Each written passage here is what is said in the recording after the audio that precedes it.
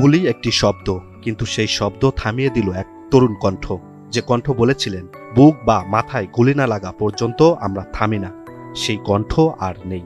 Singapore general হাসপাতালে চিকিৎসাধীন অবস্থায় মারা গেছেন ইনকিলাব মঞ্চের মুখপাত্র ও ঢাকা ৮ আসনের সম্ভাব্য প্রার্থী শরীফ ওসমান হাদী। মৃত্যুর আগে এক সাক্ষাৎকারে নিজের নিরাপত্তা নিয়ে প্রশ্নের জবাবে তিনি বলেছিলেন এমন কথা যা আজ কাঁপছে পুরো দেশ।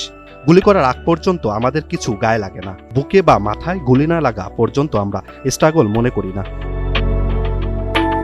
তিনি চাননি বিশেষ নিরাপত্তা, চেয়েছিলেন শুধু বিচার। বলেছিলেন আমাদের মেরে ফেললে বিচার করুন, না হলে নতুন কেউ জন্মাবে না। সেই আশঙ্কাই কি আজ বাস্তব? 12 ডিসেম্বর দুপুর, রাজধানীর পুরানা পল্টন বক্সকালভার্ট সড়কে হঠাৎ গুলির শব্দ। রক্তাক্ত হয়ে লুটিয়ে পড়েন শরীফ ওসমান হাদী। মাথায় গুলিবিদ্ধ অবস্থা থেকে নেওয়া হয় ঢাকা মেডিকেলে, পরে ইবার কেয়ার হাসপাতালে।